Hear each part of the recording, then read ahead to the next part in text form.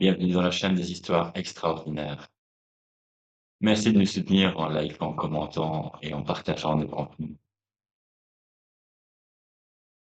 Je vous parle aujourd'hui d'un récit qui s'appelle Jour d'orage. Michael Delmotte adore les grandes balades. Parfois, pour le plaisir, il chausse ses gros souliers de marche, attrape son McFarlane et le voilà parti. Il a repéré un village à 10 kilomètres de là, mais cela ne lui fait pas peur. 2 heures de marche en pleine nature. Une fois arrivé à destination, il fait un tour dans le village, visite l'église, boit un verre de Vichy au café du coin et revient. De préférence par un chemin différent. Si je suis trop fatigué, il y aura peut-être un autocar pour me ramener, ou bien je trouverai un taxi, ou bien je ferai du stop. Michael Delmotte passe de longues heures à marcher dans la nature. Mais ce n'est pas de temps perdu. Michael est écrivain. Et c'est au cours de ces longues promenades solitaires qu'il construit l'intrigue de ses romans. Sans écrire de best-seller à la mode, Michael parvient, bon mal an, à des tirages très honorables qui font le bonheur de son éditeur et lui permettent de vivre confortablement. C'est vraiment un très joli coin. Un de ces jours, il faudra que je vienne passer une quinzaine ici. Il doit bien y avoir une auberge au bord de l'eau. Je pourrais même demander à Suzanne de m'accompagner. Suzanne Balaguer, une décoratrice dans le vent, est l'éternelle fiancée de Michael. Voilà 15 ans qu'ils se connaissent, se fréquentent. Suzanne aimerait beaucoup devenir Madame Delmotte, mais Michael recule toujours cette éventualité. Michael revoit la dernière soirée qu'ils ont passée ensemble, il y a tout juste une semaine. Il lui a dit, avec un certain cynisme, « Ma chérie, nous nous entendons si bien, chacun chez soi, et on ne se retrouve qu'au moment où nous avons tous les deux envie. Cohabiter à longueur d'année, à quoi bon? Nous avons passé l'âge d'avoir des enfants. Quand nous serons bien vieux, le soir, à la chandelle, comme dit le poète, peut-être. » Suzanne soupire, comme d'habitude. Tiens, en attendant, j'ai un petit cadeau pour toi. Et elle glisse entre les mains de Michael un paquet en ruban. Il l'ouvre. À l'intérieur, 6 mouchoirs brodés. Suzanne, c'est toi qui as brodé tout ça? Eh oui, regarde, et ils sont tous différents. Ben, tu sais que ça porte malheur d'offrir des mouchoirs. Tiens, voilà une pièce de 5 francs en échange, c'est juste pour conjurer le sort. Les mouchoirs portent chacun un petit symbole brodé. Un revolver, un sabre d'abordage, une lance, un arc, un poignard, un criss-malais. Chacune de ces armes symbolise un des romans d'aventure de Michael. Michael marche donc dans la campagne. Quand il lève les yeux au ciel, de gros nuages noirs venant de l'ouest envahissent l'horizon. Oh, j'ai l'impression que ça va dégringoler. Michael presse le pas. Pour l'instant, il est désespérément isolé au milieu d'une plaine de blé. Il y a bien un gros arbre, mais si l'orage éclate, il est tout à fait déconseillé d'aller s'abriter sous un arbre isolé. Il faut que j'arrive au petit bois qui est un peu plus loin. Il n'y a pas plus d'1 kilomètre, en courant un peu. Michael adore marcher, mais il déteste courir. Enfin, il s'élance. D'ailleurs, le vent s'est soudain mis à souffler. Pas de doute, l'orage est tout près. En arrivant au petit bois, Michael cherche du regard s'il n'y aurait pas un abri un peu solide. La pluie commence à tomber de grosses gouttes chaudes. Ah, là, cette vieille baraque, c'est tout à fait ce qu'il me faut. Et en effet, un vieux bâtiment, un seul étage, est là. De toute évidence, il est abandonné. L'entrée est surmontée d'une belle voûte en plein cintre, une ogive de très belle qualité. La pierre blanche s'orne d'un motif sculpté d'une grande élégance, un serpent qui ondule. Michael se dit: «Bigre! On dirait bien un bâtiment roman. Qu'est-ce que ça pouvait être?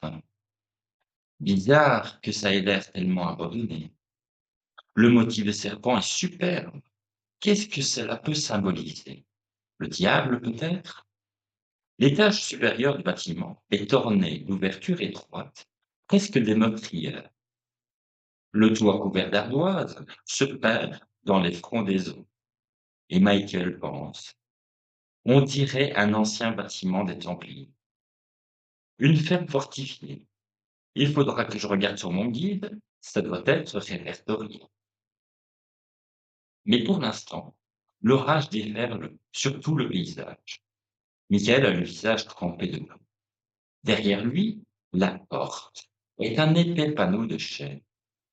Michael, à tout hasard, appuie sur l'anneau qui est au milieu du panneau. La porte ne résiste pas à sa poussée et s'ouvre sans le moindre grincement. Michael n'hésite pas et entre. D'un seul coup d'œil, il voit que le bâtiment est depuis longtemps déserté. En fait, il s'agit d'une sorte de grande salle. Des murs de pierre, au niveau du premier étage, une galerie intérieure en bois. Pour accéder à la galerie, 2 volets d'escalier qui partent du rez-de-chaussée. Sur la galerie donnent plusieurs portes. La pièce est assez obscure. Elle n'est éclairée que par une grande meurtrière. Bigre! C'est superbe! Je me demande à qui ça peut appartenir.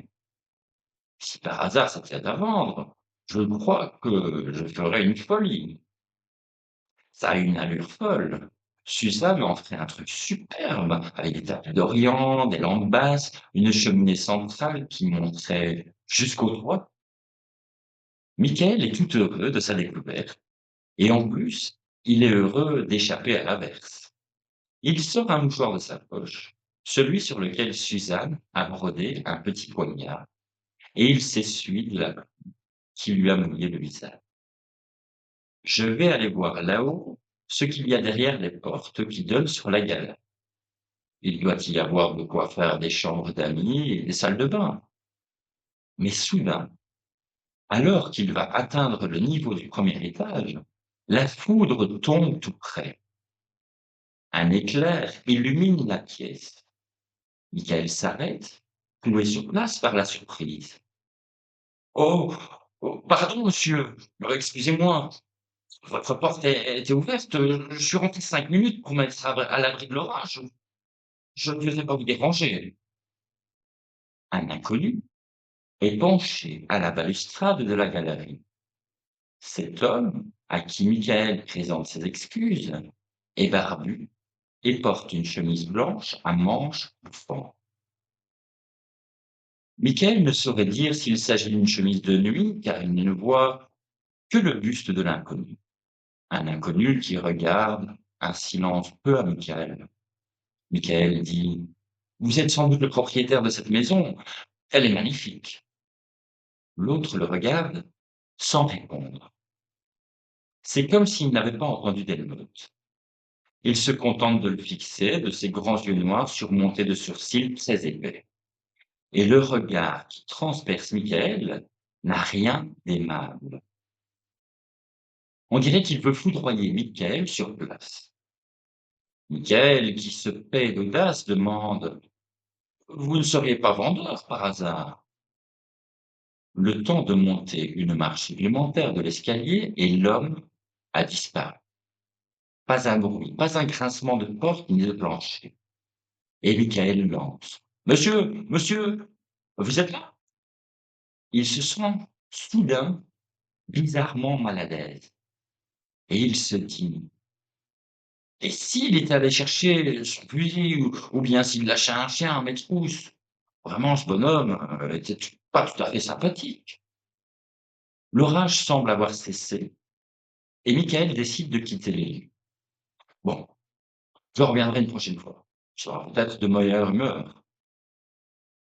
Au dehors, un magnifique arc-en-ciel illumine le paysage. Un dernier regard au vieux bâtiment et Delmotte reprend sa route. En arrivant à l'auberge, il prend une douche, change ses vêtements.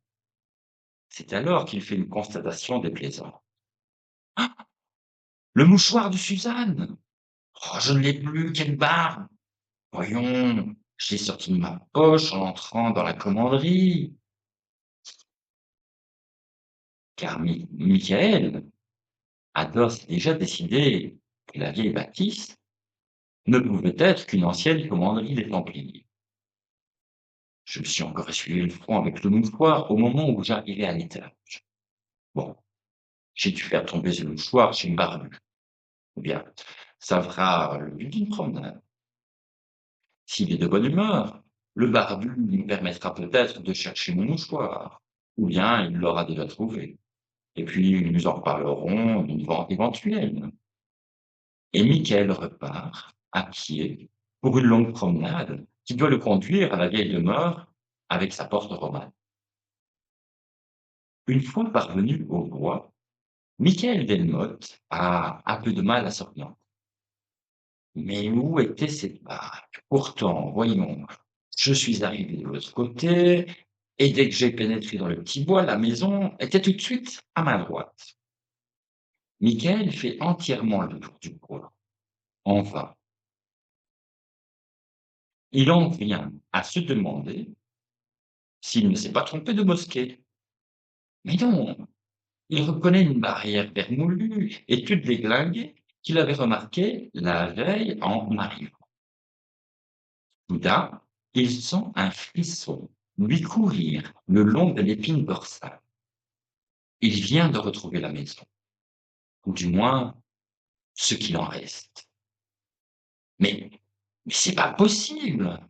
Là, au milieu d'un fourré, Michael voit la porte romane, seule, isolée. Rien ne reste des murs. Rien de l'épaisse porte en chêne qu'il a poussée hier, simplement une porte romane, toute seule, au milieu des ronces et des orties, avec un très joli dessin sculpté en forme de serpent. Aucun doute, c'est la porte de la maison. Mais la maison, elle n'existe pas. La maison, elle n'existe plus. A-t-il rêvé la galerie et les portes et les chambres à l'étage? A-t-il rêvé l'homme barbu à la chemise blanche avec des manches bouffantes? Ou bien existe-t-il deux portes romanes semblables dans ce bois? Est-ce que j'aurais tendance à devenir fou et été frappé par la foudre, à moins que je ne sois passé dans une autre dimension? Il sent soudain une bouffée de chaleur et la sueur se met à perler sur son front. Instinctivement, il fouille dans sa poche pour chercher un mouchoir. Ah! Le mouchoir de Suzanne! Si je l'ai bien utilisé hier, c'était de l'autre côté de la porte romane. Mais comment y aller avec tout ce coulis de ronces? Michael n'a pas besoin de franchir la porte au serpent sculpté. Il aperçoit soudain le joli mouchoir brodé par Suzanne. Mince! Mais comment faire pour aller le récupérer là-haut? Effectivement, le mouchoir est là-haut, suspendu à une branche de chêne, à la hauteur d'un premier étage, à la hauteur exacte où Michael se souvient de l'avoir utilisé la veille en arrivant sur la galerie qui n'existe pas.